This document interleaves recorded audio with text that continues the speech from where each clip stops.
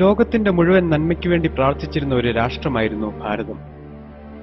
ഭാരതത്തിലെ ഏതൊരു മംഗളകർമ്മവും അവസാനിച്ചിരുന്നത് ലോകാ സമസ്ത സുഖിനോ ഭവന്തു എന്ന വേദമന്ത്രം ചൊല്ലിയായിരുന്നു. 1947 വരെ വിദേശികൾ നശിപ്പിച്ച നമ്മുടെ സംസ്കാരം അതിനുശേഷം നമ്മൾ തന്നെ നശിപ്പിച്ചു. എപ്പോഴെല്ലാമാണോ ധർമ്മത്തിന് ഗ്ലാനി സംഭവിക്കുന്നത്, എപ്പോഴെല്ലാമാണോ അധർമ്മം വളരുന്നത്, അപ്പോഴെല്ലാം ധർമ്മത്തെ പുനഃസ്ഥാപിക്കാൻ കാലാകാലങ്ങളിൽ ആവശ്യമുള്ളതെല്ലാം നമ്മുടെ രാജ്യത്ത് നടന്നിട്ടുണ്ട്. അത് നടന്നിരിക്കും. അതുകൊണ്ടാണ് ഭാരതം ഇന്നും ജീവിക്കുന്നത്. ലോക ജനതയ്ക്ക് ഏത് തരത്തിലുള്ള അറിവാണോ ആവശ്യമുള്ളത്, അത്തരത്തിലുള്ള അറിവിന്റെ സ്രോതസ് തേടി നിങ്ങൾ ചെല്ലണമെങ്കിൽ ഭൂമുഖത്ത് ഒറ്റ രാഷ്ട്രമേ ഉള്ളൂ, അത് ഭാരതമാണ്. ലോഹതന്ത്രവും ആരോഗ്യശാസ്ത്രവും ഗണിതശാസ്ത്രവും ജ്യോതിശാസ്ത്രവും ലോകത്തിന് ഭാരതത്തിന്റെ സംഭാവനയാണ്. AD 10-ാം നൂറ്റാണ്ട് വരെ 4 അക്കമുള്ള സംഖ്യ എഴുതാൻ അറിയില്ല എന്ന യൂറോപ്യന്മാരുടെ മുന്നിൽ അരിത്തമെറ്റിക് പ്രോഗ്രഷനും ജോമെട്രിക് പ്രോഗ്രഷനും ഉപയോഗിച്ച് വേദമന്ത്രങ്ങൾ ചൊല്ലിയിരുന്നവരാണ് ഭാരതീയർ. യജുർവേദത്തിൽ കോപ്പർ, ബ്രാസ്, ടിന്ന്, ലെഡ് എന്നീ ലോഹങ്ങളെ നമസ്കരിക്കുന്ന മന്ത്രങ്ങളുണ്ടായിരുന്നു. AD 1500 ശേഷം കണ്ടുപിടിച്ച ഈ ലോഹങ്ങൾ മുഴുവനും യൂറോപ്യൻസ് ക്ലെയിം ചെയ്യുന്നതിനും 5000 വർഷങ്ങൾക്ക് മുൻപ് ഭാരതീയർക്ക് ഈ ലോഹങ്ങളെക്കുറിച്ച് അറിവുണ്ടായിരുന്നു. AD 400 ശേഷം AD 1500 വരെ 100 കണക്കിന് രസതന്ത്ര പുസ്തകങ്ങൾ ഭാരതത്തിൽ എഴുതിയിട്ടുണ്ട്. ദശരത്നാകരം, ദശസമുച്ചയം, ദശേന്ദ്രസാര സർവസ്വം, ദശേന്ദ്ര ചൂടാമണി തുടങ്ങിയ പുസ്തകങ്ങളെല്ലാം തന്നെ നാഗാർജുനനെ പോലുള്ള അതിപ്രഗത്ഭരായ രസതന്ത്രജ്ഞർ എഴുതിയിരിക്കുന്നതാണ്. ഈ പുസ്തകങ്ങളിലെല്ലാം ഓരോ കെമിക്കലുകളും എങ്ങനെയെല്ലാം ഉപയോഗിക്കണം എന്നുള്ളതിന്റെ വിവരങ്ങളുണ്ട്. കൂടാതെ സ്വർണം, വെള്ളി, tin, lead, iron, copper, mercury എന്നീ മെറ്റലുകൾ എപ്രകാരമാണ് പ്രോസസ്സ് ചെയ്യേണ്ടത് എന്നതിനെക്കുറിച്ചുള്ള വിവരങ്ങളും ഈ പുസ്തകങ്ങളിലുണ്ട്. പ്രകാശത്തിന് 7 നിറമുണ്ട് എന്ന് കണ്ടുപിടിച്ചത് സർ ഐസക് ന്യൂട്ടൺ അല്ല, വിശ്വാമിത്ര മഹർഷിയാണ്. സൂര്യദേവൻ തന്റെ 7 രശ്മികൾ ഭൂമിയിലേക്ക് അയക്കുന്നു എന്ന് വേദങ്ങളിൽ എഴുതിയത് വിശ്വാമിത്ര മഹർഷിയാണ്. പ്രകാശം സഞ്ചരിക്കുന്നു എന്ന് കണ്ടുപിടിച്ചതും സർ ഐസക് ന്യൂട്ടൺ അല്ല. ഒരു നിമിഷത്തിന്റെ പകുതി സമയം കൊണ്ട് 2022 യോജന വേഗത്തിൽ പ്രകാശത്തെ ഇങ്ങോട്ടയക്കുന്ന സൂര്യദേവ അങ്ങേക്ക് നമസ്കാരം എന്ന് പറഞ്ഞത് വിജയനഗര സാമ്രാജ്യാധിപതികളായ ഹരിഹരന്റെയും ഗുപ്തന്റെയും ആസ്ഥാന പുരോഹിതനായ സായണാചാര്യനാണ്. ന്യൂട്ടൺ ഗ്രാവിറ്റി കണ്ടുപിടിക്കുന്നതിന് മുൻപ് ഭാരതീയ ജ്യോതിശാസ്ത്രത്തിൽ ഗ്രാവിറ്റിക്ക് ഡെഫിനിഷൻ ഉണ്ടായിരുന്നു. ആകാശത്തിലുള്ള സോളിഡ് മെറ്റീരിയൽസിനെ ഭൂമി അതിന്റെ ശക്തി കൊണ്ട് അതിലേക്ക് ആകർഷിക്കുന്നു. ഏതൊന്നിനെയാണോ ആകർഷിക്കുന്നത് അത് താഴെ വീഴുക തന്നെ ചെയ്യുന്നു. തുല്യശക്തി കൊണ്ട് പരസ്പരം ആകർഷിക്കുന്ന ജ്യോതിർഗോളങ്ങൾ എവിടെ ചെന്ന് പതിക്കാനാണ്? 1148 ഭാസ്കരാചാര്യൻ എഴുതിയ ഈ വരികൾ സിദ്ധാന്ത ശിരോമണി എന്ന പുസ്തകത്തിന്റെ ഭുവനകോശം എന്ന ഭാഗത്തിലെ 6-ാം അധ്യായത്തിൽ നിങ്ങൾക്ക് കാണാൻ സാധിക്കും. ഭൂമി ഉരുണ്ടതാണെന്നും ഭൂമി കറങ്ങുന്നുവെന്നും സൂര്യനു ചുറ്റും പ്രദക്ഷിണം വയ്ക്കുന്നുവെന്നും കണ്ടുപിടിച്ചത് ആര്യഭടനാണ്. ഇന്ന് ഇതിനെല്ലാം നാം പേര് വിളിക്കുന്നത് ഗലീലിയോയെയും കോപ്പർനിക്കസിനെയും ടൈക്കോ ബ്രാഹിയെയുമാണ്. AD 449 ആര്യഭടാചാര്യൻ ഒന്നാമൻ അദ്ദേഹത്തിന്റെ 23-ാം വയസ്സിൽ എഴുതിയ ആര്യഭടീയം എന്ന ഗ്രന്ഥം ഭാരതത്തിലെ ജ്യോതിർ ഗണിതശാസ്ത്ര ഗ്രന്ഥങ്ങളുടെ പട്ടികയിൽ ഏറ്റവും ഉന്നത സ്ഥാനത്ത് നിൽക്കുന്നു. ഭൂമിയുടെ ഗോളാകൃതിയെക്കുറിച്ചും ഭൂമി സൂര്യനു ചുറ്റും പ്രദക്ഷിണം വയ്ക്കുന്നതിനെക്കുറിച്ചും ഭൂമിയുടെ റൊട്ടേഷനെക്കുറിച്ചും റെവല്യൂഷനെക്കുറിച്ചും അതിന്റെ സ്പീഡിനെക്കുറിച്ചും വ്യക്തമായി എഴുതിയിരിക്കുന്ന ആര്യഭടീയം അത്യുജ്വലമാണ് എന്ന ഒറ്റ കാരണം കൊണ്ട് തന്നെയാണ് ഭാരതത്തിലെ ആദ്യ സാറ്റലൈറ്റിന് ആര്യഭട്ട എന്ന പേര് നൽകിയത്. ആര്യഭടാചാര്യനും ഭാസ്കരാചാര്യനും വിവരിച്ചിരിക്കുന്ന എല്ലാ കാര്യങ്ങളും അതിന്റെ 10 ഇരട്ടി എക്സ്പ്ലനേഷനോടുകൂടി ബ്രഹ്മഗുപ്തൻ ബ്രഹ്മസ്ഫുട സിദ്ധാന്തത്തിൽ എഴുതിയിട്ടുണ്ട്. വൃത്തത്തിന്റെ വിസ്തീർണം, വൃത്തത്തിന്റെ ചുറ്റളവ്, സിലിണ്ടറിന്റെ വ്യാപ്തം തുടങ്ങിയ എല്ലാ കാര്യങ്ങളും ബ്രഹ്മഗുപ്തൻ വളരെ വ്യക്തമായി ഇക്വേഷനോടുകൂടി നൽകിയിരിക്കുന്നു. ഗ്രീൻവിച്ച് രേഖ പണ്ട് ഭാരതത്തിലായിരുന്നു. അപ്പുറത്തും ഇപ്പുറത്തും ലോഞ്ചിറ്റ്യൂഡും ലാറ്റിറ്റ്യൂഡും കാൽക്കുലേറ്റ് ചെയ്തിരുന്നു. വരാഹവീരൻ AD 553 അലക്സാണ്ട്രിയയുടെ ലോഞ്ചിറ്റ്യൂഡ് കാൽക്കുലേറ്റ് ചെയ്തിട്ടുണ്ട്. 23.07 ഡിഗ്രി ആയിരുന്നു ഉജ്ജയിനിൽ നിന്ന് അലക്സാണ്ട്രിയയുടെ ലോഞ്ചിറ്റ്യൂഡ്. മോഡേൺ സയൻസ് പ്രകാരം 23.03 ഡിഗ്രി. ജർമ്മനിയിലെ സെന്റ് ജോർജ് യൂണിവേഴ്സിറ്റിയിലെ സാൻസ്ക്രിറ്റ് ഡിപ്പാർട്ട്മെന്റിന്റെ കവാടത്തിൽ പാണിനിയുടെ ഒരു വലിയ ചിത്രം കൊത്തിവെച്ചിട്ടുണ്ട്. ജർമ്മൻ ഭാഷയുടെ അടിസ്ഥാനം പാണിനി എഴുതിയ അഷ്ടാധ്യായി എന്ന വ്യാകരണ ഗ്രന്ഥമാണ്. മനുഷ്യനുണ്ടാകാൻ സാധ്യതയുള്ള ഓരോ രോഗങ്ങളുടെയും അവയുടെ ചികിത്സാ സമ്പ്രദായങ്ങളുടെയും ഔഷധങ്ങളുടെയും ഔഷധങ്ങൾ കൊടുക്കാൻ ഉപയോഗിക്കേണ്ട മന്ത്രങ്ങളുടെയും ഒക്കെ വരികൾ ചേർത്ത് 51 ശാഖകളുള്ള അഥർവ വേദം ഈ നാട്ടിലുണ്ടായിരുന്നു. World health organisation universal medicine status കൊടുത്തിരിക്കുന്ന ഭൂമിയിലെ ഒരേ ഒരു കോമ്പൗണ്ട് ജലമാണ്. ഏതൊരു അസുഖത്തിനും ജലമല്ലാതെ മറ്റൊരു മരുന്ന് നൽകരുത് എന്ന് യജുർവേദത്തിൽ വ്യക്തമായി പറഞ്ഞിട്ടുണ്ട്. ആധുനിക വൈദ്യശാസ്ത്രത്തിന്റെ പിതാവായി എന്നറിയപ്പെടുന്നത് ഹിപ്പോക്രാറ്റിസ് ആണ്. ചരകന്റെയും സുശ്രുതന്റെയും പുസ്തകങ്ങളിൽ നിന്നാണ് താൻ ഔഷധശാസ്ത്രം പഠിച്ചതെന്ന് ഹിപ്പോക്രാറ്റിസ് എഴുതിയ പുസ്തകത്തിൽ തന്നെ 117 പ്രാവശ്യം പറയുന്നു. ചികിത്സയ്ക്കായി ശരീരവും മനസ്സും ഒരുമിച്ച് ചേർക്കണം എന്നാദ്യമായി പറഞ്ഞത് സുശ്രുതനാണ്. ശരീരത്തിനേൽക്കുന്ന ഏതൊരാഘാതവും മനസ്സിനെയും, മനസ്സിനേൽക്കുന്ന ഏതൊരാഘാതവും ശരീരത്തെയും ബാധിക്കുമെന്ന് സുശ്രുത സംഹിതയിൽ പറയുന്നു. BC 700 എഴുതിയ ഈ സിദ്ധാന്തം 1993 വാഷിംഗ്ടൺ ഹെൽത്ത് ഇൻസ്റ്റിറ്റ്യൂട്ടിലെ ഡോക്ടർ ദീപക് ചോപ്ര പരീക്ഷണ വിധേയമാക്കി. ശരീരവും മനസ്സും പരസ്പരം യോജിച്ചാണ് ഇരിക്കുന്നതെങ്കിൽ മനസ്സിനെ ചികിത്സിച്ചാൽ ശരീരം ഭേദമാകുമോ എന്നായിരുന്നു ദീപക് ചോപ്രയുടെ പരീക്ഷണം. ആ പരീക്ഷണം മുഴുവൻ നടത്തിയത് ആധുനിക വൈദ്യശാസ്ത്രം വളരെ കുറച്ചുനാൾ മാത്രം ആയുസ് പറഞ്ഞിരുന്ന എയ്ഡ്സ് രോഗികളിലും ക്യാൻസർ രോഗികളിലുമായിരുന്നു. ഇന്ത്യൻ നോളജിനെ അടിസ്ഥാനമാക്കി ഡോക്ടർ ദീപക് ചോപ്ര രൂപം കൊടുത്ത ക്വാണ്ടം ഹീലിംഗ് എന്ന ചികിത്സാ സമ്പ്രദായം ഫലം കണ്ടു. മെഡിറ്റേഷനും പ്രാർത്ഥനയും മ്യൂസിക് തെറാപ്പിയും വഴി എയ്ഡ്സ് രോഗികളും ക്യാൻസർ രോഗികളും സുഖം പ്രാപിച്ചു. ക്വാണ്ടം ഹീലിംഗ് 21ാം നൂറ്റാണ്ടിലെ അത്യാധുനിക ചികിത്സാ സമ്പ്രദായമായി വിലയിരുത്തപ്പെടുന്നു. ബ്രെയിൻ ആക്ടിവേറ്റ് ചെയ്യിക്കാൻ മെഡിറ്റേഷനെ പോലെ മറ്റൊന്നുമില്ല എന്ന് ലോകത്തിന് മനസ്സിലായി തുടങ്ങിയിരിക്കുന്നു. അമേരിക്കയിലെ എല്ലാ യൂണിവേഴ്സിറ്റികളുടെയും സിലബസ് അനുസരിച്ച് പ്രസിദ്ധീകരിക്കുന്ന മെഡിക്കൽ ടെക്സ്റ്റ് ബുക്കിന്റെ അവസാനത്തെ ചാപ്റ്റർ മെഡിറ്റേഷൻ ആയിരിക്കണം എന്ന അമേരിക്കയിൽ നിയമമുണ്ട്.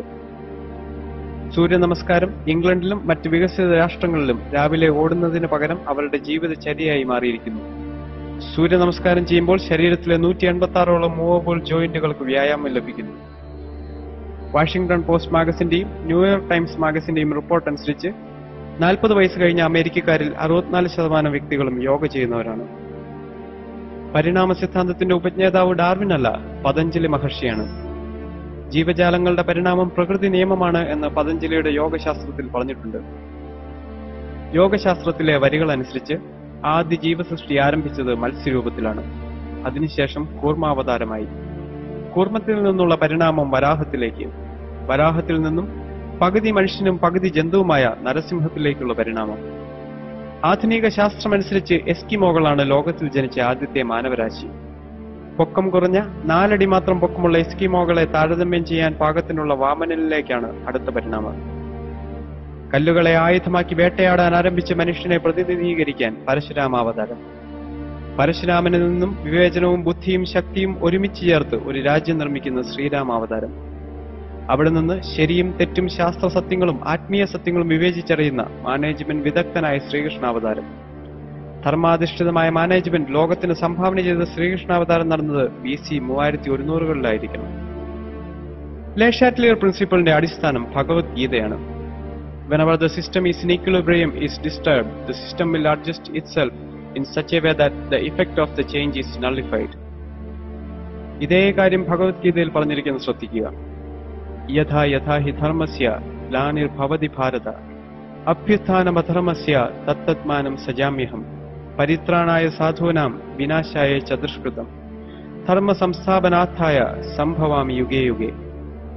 സന്തുലിതാവസ്ഥയിലിരിക്കുന്ന ഒരു സമൂഹത്തിൽ അധർമ്മം വർദ്ധിക്കുമ്പോൾ the system will adjust itself. ധർമ്മത്തെ പുനഃസ്ഥാപിക്കാനായി വേണ്ടതെല്ലാം പ്രകൃതി തനിയെ ചെയ്യുന്നു. ഞായറാഴ്ച അവധി ദിവസമായിരിക്കണം എന്ന് തീരുമാനിച്ചത് ബ്രിട്ടീഷുകാരല്ല, ചാണക്യനാണ്. ചാണക്യന്റെ അർത്ഥശാസ്ത്രത്തിൽ നിർബന്ധമായും 8 മണിക്കൂറിൽ കൂടുതൽ ജോലി ചെയ്യിപ്പിക്കരുതെന്നും 45 മിനിറ്റ് ഉച്ചയ്ക്ക് റെസ്റ്റ് കൊടുക്കണമെന്നും വർഷത്തിൽ 1 മാസം മെഡിക്കൽ ലീവ് കൊടുക്കണമെന്നും 10 ദിവസം കാഷ്വൽ ലീവ് കൊടുക്കണമെന്നും അതുപോലെ തന്നെ ഖനികളിലും പട്ടാളത്തിലും ജോലി ചെയ്യുന്നവർക്ക് ആഴ്ചയിൽ 2 ദിവസം ലീവ് കൊടുക്കണമെന്നും വ്യക്തമായി പറഞ്ഞിട്ടുണ്ട്. വിഷ്ണു ശർമ്മ AD 505 എഴുതിയ പഞ്ചതന്ത്രം എന്ന പുസ്തകം അമേരിക്കയിലെ CIA സിലബസിന്റെ ഭാഗമാണ്. ലോഹതന്ത്രമായാലും ആരോഗ്യശാസ്ത്രമായാലും ഗണിതശാസ്ത്രമായാലും ജ്യോതിശാസ്ത്രമായാലും ഭാരതത്തിന്റെ ശാസ്ത്ര പൈതൃകം ഇന്നും പുനർവിചിന്തനത്തിന് വിധേയമായിക്കൊണ്ടിരിക്കുന്നു. ഓക്സ്ഫോർഡ് യൂണിവേഴ്സിറ്റിയിലെ വളരെ പ്രശസ്തമായ ലൈബ്രറിയാണ് ഓഡ്ലിയൻ ലൈബ്രറി. അവിടെ 20,000-ഓളം വരുന്ന ചെറിയ കറുത്ത പെട്ടികൾ സൂക്ഷിച്ചു വെച്ചിട്ടുണ്ട്. 1946 വരെ ഇന്ത്യയിൽ നിന്നും ബ്രിട്ടീഷുകാർ കൊണ്ടുപോയ താളിയോല ഗ്രന്ഥങ്ങളാണ് ആ കറുത്ത പെട്ടികളിൽ സൂക്ഷിച്ചിരിക്കുന്നത്. പ്രശസ്തരായ പല ഗവേഷകരും ശാസ്ത്രജ്ഞരും ഇന്നും ആ ഗ്രന്ഥങ്ങൾ പഠിക്കാൻ ശ്രമിക്കുന്നു. ഹാർവാർഡ് യൂണിവേഴ്സിറ്റിയിൽ 442 ഋഗ്വേദ ഗ്രന്ഥങ്ങൾ സൂക്ഷിച്ചിട്ടുണ്ട്. ലോകം ഭാരതത്തിന്റെ മുന്നിൽ 2 കൈയും നീട്ടി അറിവുകൾക്ക് വേണ്ടി യാചിക്കുന്ന ഒരു ദിവസമുണ്ടാകുമെന്ന് അർത്ഥശങ്കയ്ക്കിടയില്ലാത്ത വിധം പറഞ്ഞവരിൽ ഒരാള് മാക്സ് മുള്ളറായിരുന്നു. 11 വർഷം സംസ്കൃതം പഠിച്ച് വേദങ്ങളെ ട്രാൻസ്ലേറ്റ് ചെയ്ത് 47 പുസ്തകങ്ങൾ അടങ്ങിയ ദ ബുക്സ് ഓഫ് ഓറിയന്റൽസ് എഴുതിയ മഹാപണ്ഡിതനായിരുന്നു മാക്സ് മുള്ളർ. നമ്മൾ യൂറോപ്യന്മാർ അന്ധകാരത്തിൽ ജീവിച്ചിരുന്ന കാലത്ത് ഒരു സമൂഹം പ്രകാശത്തിൽ ജീവിച്ചിരുന്നു. ആ അവരുടെ സംഭാവനകൾ നാം മറക്കരുത് എന്ന് പറഞ്ഞത് ആൽബർട്ട് ഐൻസ്റ്റീൻ ആണ്. ഭഗവത്ഗീതയില്ലായിരുന്നെങ്കിൽ E=mc² എന്ന ഇക്വേഷൻ തനിക്ക് കണ്ടുപിടിക്കാൻ സാധിക്കില്ലായിരുന്നു എന്നും ഐൻസ്റ്റൈൻ പറഞ്ഞിട്ടുണ്ട്. മരിക്കുന്നതുവരെ അദ്ദേഹം ഭഗവത്ഗീത തന്റെ കയ്യിൽ സൂക്ഷിച്ചിരുന്നു. വേദം പഠിക്കാൻ എല്ലാവർക്കും അവകാശമുണ്ട്. കാരണം വേദം എഴുതിയ വേദവ്യാസൻ മുക്കുവനാണ്. ശ്രീകൃഷ്ണനും ശ്രീരാമനും ബ്രാഹ്മണനായിരുന്നില്ല. വൈതരയൻ ചണ്ടാളനായിരുന്നു. വാൽമീകി കാട്ടാളനായിരുന്നു. ഇവർക്കെല്ലാം വേദം പഠിക്കാമെങ്കിൽ, ഇവർക്കെല്ലാം വേദരചന നടത്താമെങ്കിൽ ബ്രാഹ്മണർ മാത്രമേ വേദം പഠിക്കാവൂ എന്ന നിലപാടിൽ അർത്ഥമില്ല. ജനിക്കുമ്പോൾ എല്ലാവരും ശൂദ്രന്മാരാണെന്നും കർമ്മം കൊണ്ടാണ് ഒരാൾ ബ്രാഹ്മണനായിത്തീരുന്നതെന്നും ഭഗവത്ഗീത പറയുന്നു. ബ്രഹ്മം എന്നാൽ വിദ്യ എന്നാണ്. വിദ്യ നേടുകയും വിദ്യ കൊടുക്കുകയും ചെയ്യുന്നതാണ് യഥാർത്ഥ ബ്രാഹ്മണന്റെ ദൗത്യം. ലോകത്തിൽ 68 ക്രിസ്ത്യൻ രാഷ്ട്രങ്ങളുണ്ട്. 60ഓളം മുസ്ലിം രാഷ്ട്രങ്ങളുമുണ്ട്. 82% ഹിന്ദുക്കളുള്ള ഭാരതം ഹിന്ദു രാഷ്ട്രമാക്കണം എന്നാരും പറഞ്ഞിട്ടില്ല. കാരണം 10,000 വർഷത്തെ പാരമ്പര്യമുള്ള ഭാരതത്തിന്റെ പൈതൃകം ഇവിടുത്തെ ഹിന്ദുക്കളുടേതാണ്, ഇവിടുത്തെ ക്രിസ്ത്യാനികളുടേതാണ്, ഇവിടുത്തെ മുസ്ലിമുകളുടേതാണ്. ഭാരതത്തിൽ ജനിച്ച എല്ലാവരും സനാതന ധർമ്മത്തിന്റെ തുല്യ അവകാശികളാണ്. അമ്മയും മാതൃഭൂമിയും സ്വർഗത്തേക്കാൾ വലുതാണ്. ആ ഭാരതത്തെ കുറ്റം പറയാൻ നിങ്ങൾ കൂട്ടത്തിൽ നിൽക്കരുത്.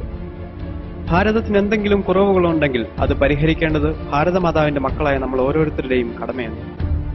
രോഗിയായ നിങ്ങളുടെ അമ്മയെ ആരെങ്കിലും കളിയാക്കിയാൽ നിങ്ങൾക്ക് തോന്നുന്ന വേദന നിങ്ങളുടെ മാതൃഭൂമിയെ കളിയാക്കുമ്പോൾ നിങ്ങൾക്ക് തോന്നണം. രോഗിയായ അമ്മയെ കളിയാക്കുന്നത് കണ്ട് ചിരിക്കുന്ന മക്കൾക്ക് മക്കളുടെ സ്ഥാനമുണ്ടാവില്ല. 1000 വർഷത്തെ വിദേശാക്രമണത്തിന് വിധേയമായിട്ടും നമ്മുടെ രാഷ്ട്രം മരിച്ചില്ല. നമ്മുടെ സംസ്കാരം ഇന്നും ജീവിക്കുന്നു. ഒരു ചെറിയ കഥ പറഞ്ഞ് ഞാൻ അവസാനിപ്പിക്കാം. പണ്ടൊരു രക്ഷിതാവിന്റെ കയ്യിൽ ഒരു വേൾഡ് മാപ്പ് ഉണ്ടായിരുന്നു. വേൾഡ് മാപ്പ് എന്താണെന്നറിയാത്ത അദ്ദേഹത്തിന്റെ 6 വയസ്സുള്ള മകൻ കളിക്കുന്നതിനിടയിൽ ആ മാപ്പ് ചെറിയ ചെറിയ കഷ്ണങ്ങളായി കീറിക്കളഞ്ഞു. പിതാവ് എത്ര ശ്രമിച്ചിട്ടും ആ മാപ്പ് നേരെയാക്കാൻ സാധിച്ചില്ല എന്ന് മാത്രമല്ല, വൻകരകളും സമുദ്രങ്ങളും ശരിയായ സ്ഥാനത്ത് വരാതെ വന്നപ്പോൾ അദ്ദേഹത്തിന് ദേഷ്യം വന്നു. അവസാനം ആ പിതാവ് വേൾഡ് മാപ്പിന്റെ കഷ്ണങ്ങളെല്ലാം ചുരുട്ടിക്കൂട്ടി ആ ടേബിളിൽ വെച്ചിട്ട് മകനോട് പറഞ്ഞു, എടാ കുരുത്തം കെട്ടവനെ, നീയല്ലേ ഇത് നശിപ്പിച്ചത്, ഇനി നീ തന്നെ ഇത് നന്നാക്കൂ. അച്ഛൻ 3 മണിക്കൂർ ശ്രമിച്ചിട്ട് നന്നാക്കാൻ പറ്റാത്ത പടം മകൻ 3 മിനിറ്റ് കൊണ്ട് നന്നാക്കി. അച്ഛൻ വന്ന് നോക്കുമ്പോൾ വേൾഡ് മാപ്പ് റെഡി. അദ്ദേഹം മകനോട് ചോദിച്ചു, 1ാം ക്ലാസ്സിൽ പഠിക്കുന്ന നിന്നെ ഭൂമിശാസ്ത്രം പഠിപ്പിക്കുന്നുള്ളൂ, പിന്നെ ഈ ഭൂഗോളപടം നീ എങ്ങനെ നന്നാക്കി? വൻകരകളുടെയും സമുദ്രങ്ങളുടെയും യഥാർത്ഥ സ്ഥാനം നിനക്കെങ്ങനെ മനസ്സിലായി? അപ്പോൾ മകൻ മറുപടി പറഞ്ഞു, ഏത് വേൾഡ് മാപ്പിന്റെ കാര്യമാണ് അച്ഛൻ പറയുന്നത്? അവൻ ഭൂഗോളപടമേ കണ്ടിട്ടില്ല. ആ വേൾഡ് മാപ്പിന്റെ പിന്നിൽ ഒരു സിനിമാ നടന്റെ പടമുണ്ടായിരുന്നു. ആ ചെറിയ കുട്ടി കണ്ണ് കണ്ടു, കൈ കണ്ടു, കാല് കണ്ടു. കണ്ണവിടെ നിൽക്കണം, കൈ അവിടെ നിൽക്കണം, കാലവിടെ നിൽക്കണം എന്നവനറിയാം. ഒരു ഭാഗത്ത് വ്യക്തി ശരിയായപ്പോൾ മറുഭാഗത്ത് ലോകം ശരിയായി എന്നാണ്.